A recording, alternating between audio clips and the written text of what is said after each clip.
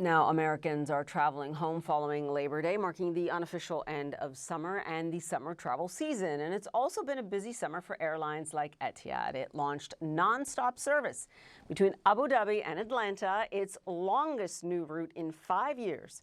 The airline is planning to expand ever further as it begins to receive 30, count them, 30 new Airbus A321LR aircraft. The CEO of Etihad Airways, Antonoaldo Neves, joins me now from Atlanta, in fact. I'm going to assume you arrived there on one of those new routes. I don't think I have to ask. And we will count this as your victory voyage. I'll give it to you, but it won't last long. You have staged quite a comeback at this airline. I want to talk to you about your strategy ahead, and specifically, how does the U.S. market feature into it? Paula, thanks for having us. It's really very important for Etihad to be here. We're excited. I mean, about 2 or 3 years ago, we revisited the network strategy for Etihad. We decided to make a big bet, right, on the Middle East, on India, on Southeast Asia. And not only that, but also to bring more tourists to Abu Dhabi. So it's working very well. I mean, Europe and the US are an important component of that strategy. So today, I mean, we are the best option from Europe and the US in terms of frequencies to connect beyond Abu Dhabi. I mean, if you want to come from Atlanta to a place like Colombo in Sri Lanka, right? I mean, we do 17 hours only. It's the fastest connection. So the strategy is working very well, and we're very excited about the prospects in the US.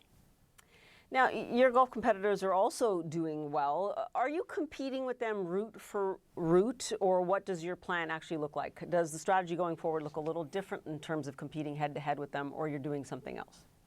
I think that's the central point of our network, Paula. When you mentioned the 321 LRs that we're bringing, is actually to make sure that we have a network that has a differentiation factor from competition. I mean, we believe that our network should be unique. One of the reasons we chose Atlanta and Charlotte, that's going to start next year, is because the cities were underserved to the Middle East and to India.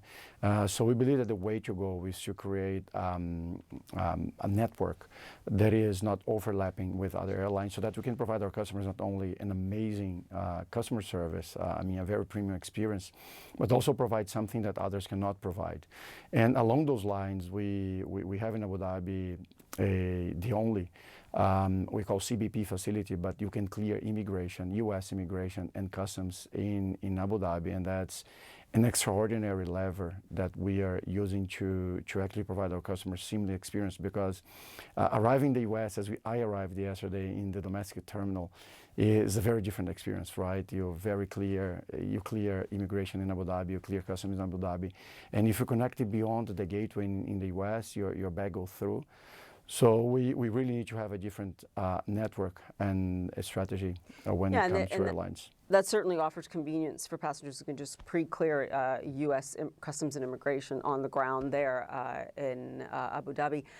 I do want to talk about, though, your loyal passengers, and some of the ones that I've been speaking to want something better on rewards, on points, on partners. Is there anything you can give them on that you can tell us about?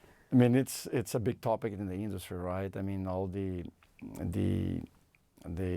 loyalty programs are booming, right? And as the loyalty programs they grow, we the customers want more because they fly more and they become more loyal and they expect more. So we have revamped recently the product. We're one of the few products in the world, few loyalty programs in the world, that you can choose your own benefits.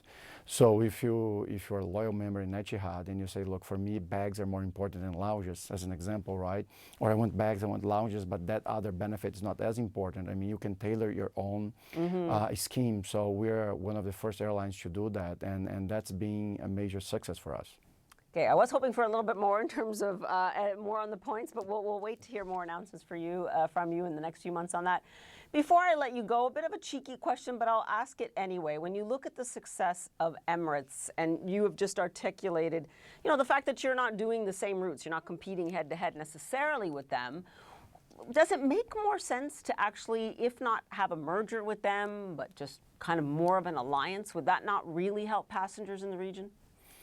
The market is so big in the region, right? I come from Brazil, right? I did a long-term planning for Brazil in 2010. I was back then a McKinsey partner, and at that time Brazil had 80 million passengers, and India in 2010 they also had 80 million passengers. Today India has 200 million passengers. Today the UAE has 100 million passengers. Not to say Qatar that has more than 50 million passengers. If in the US, right, you can have airlines competing New York, LaGuardia, and Newark, right? I mean, you have mainly 4 airlines competing in that market. Why can't we have in the Middle East many airlines working and competing? And so I don't see any reason why we can't in the Middle East have strong carriers, and that's working very well because the Middle Eastern carriers, they have a lot of efficiency, and that provides us a very good competitive lever. We will continue to see, because I know what passengers are looking for beyond the services is also competitive pricing. So we will wait to see more developments on that. Always good to see you. Thanks so much. Appreciate it.